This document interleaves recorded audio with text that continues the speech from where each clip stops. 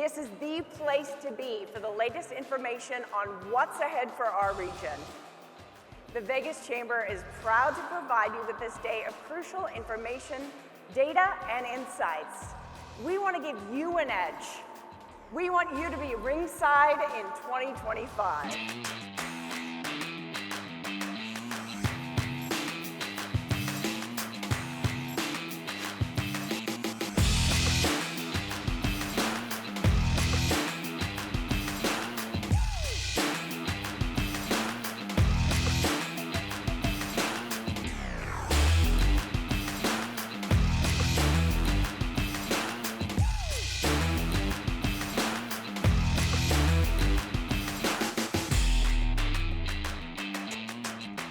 Welcome back to the stage, market leader and Vice President of Cox Las Vegas 2025 Vegas Chamber Chairwoman, Janet Uthman.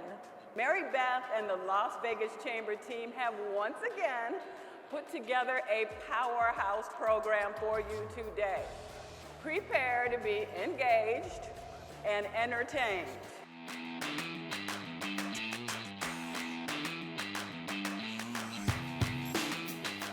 Thank you for allowing Cox to be your trusted service provider as we work together to ensure a prosperous and thriving economy in Southern Nevada. Cox and the Vegas Chamber are partners in so many other programs to help Nevada employers and small businesses. I'm excited to serve as the chairwoman of the Chamber this year as we deliver even more value to our members. This is the year of small business.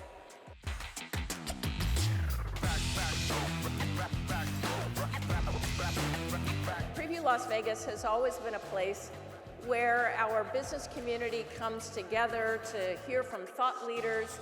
We hear from experts about the future. We hear about opportunities that we can capitalize on. We hear about threats that we need to navigate. And we also hear about challenges that we need to overcome, and there's no shortage of those challenges. But you know, at the Vegas Chamber, we have a track record, and this event has a track record because this event is one of the places where the Vegas Chamber has issued calls to action to build on the assets that we already have, but build on those that we need to diversify and grow even more.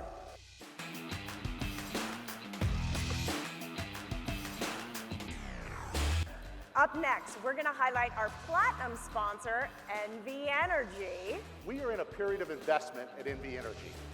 We're advancing projects on your behalf to ensure you have the power you need for the years and decades to come. What are these investments? They're renewable, including more than 1,000 new megawatts of solar energy and 1,000 new megawatts of battery storage, recently approved by our regulators. Our approach also includes traditional natural gas power generation. Strategic locations around the state will house that to make sure we have the power ready when the sun isn't shining. And while we need these new resources to make sure you have the power you need to live, work, and play, we also need to be able to move that energy around the state.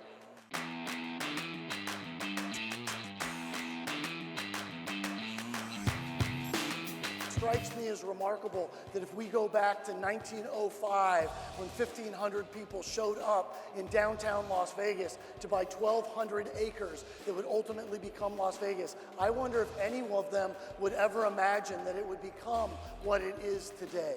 I imagine when those very first casinos were built on what was nothing more than a dirt road next to a dude ranch, that they would imagine that we would turn those into the most phenomenal hotel casinos on planet Earth.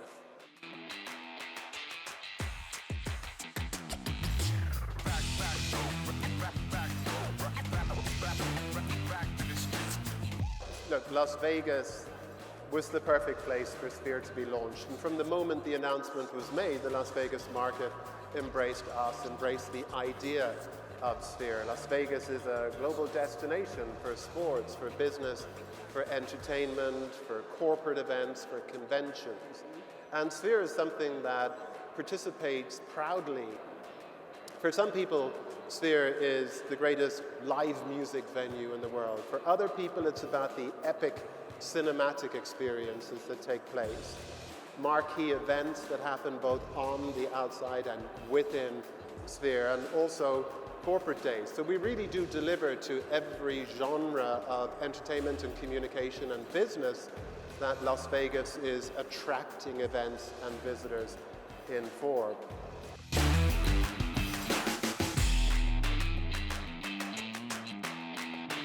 You know, Nevada has been in a nonstop growth rate for several decades now, and so, you know, we're always going to be looking at education, we're always going to be looking at healthcare and now housing.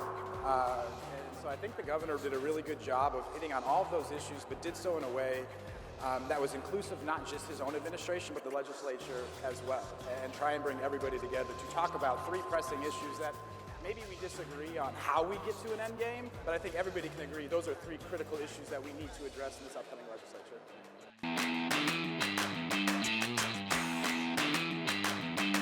Obviously, we're excited about the interest in healthcare, right? Because we see that as a mechanism for economic development here, right? So I was very excited to hear about the GME, right? Doubling the GME. This is the key part of the healthcare puzzle we need to fix to get our doctors who train here to stay here. So they need the residencies. We've been tracking this since the UNLV, the Krikorian School of Medicine started, and each year we're having more and more placements and residencies in Nevada.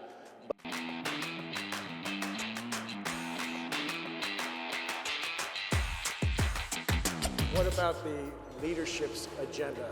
How do you think that's going to be navigated? What are their goals from what you've heard, and how do you think that's going to be navigated since it's such a tight house? The governor and leadership wants to work together to support more salary increases for our teachers by making it permanent and not every 2 years if it's going to come through or not.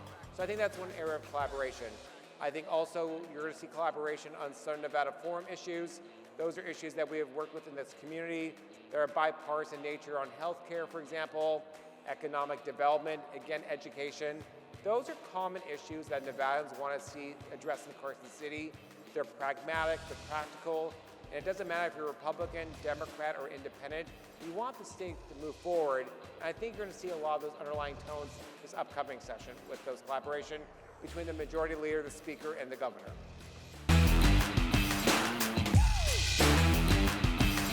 Whether we're coming together in times of crisis to support each other, or whether they're coming together in times of celebration, one of the biggest areas at the Raiders that we see our involvement in is in community engagement. Can I get a quick Raiders? All right, I love it.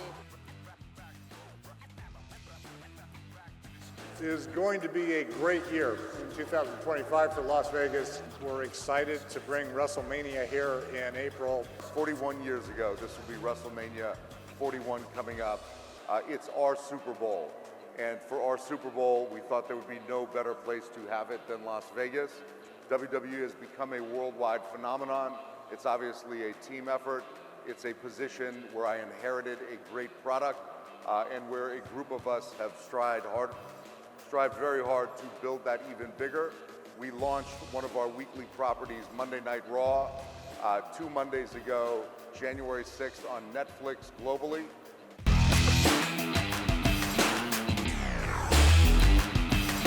Las Vegas is a place you want to be.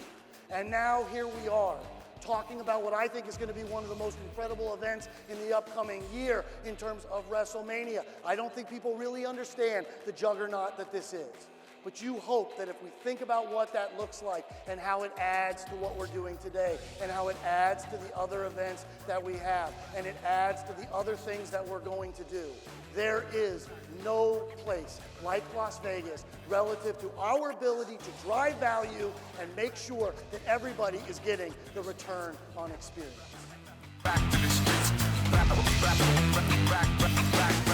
All right, as a member of the Vegas Chamber and the business community, you all in this room today, you all hold the keys to the shaping the future of the city of Las Vegas and arguably to the entire landscape of the state. So it is my goal to make sure that you leave Preview today, that you are equipped with connections when you leave, that you're equipped with knowledge and the tools you need to thrive in 2025.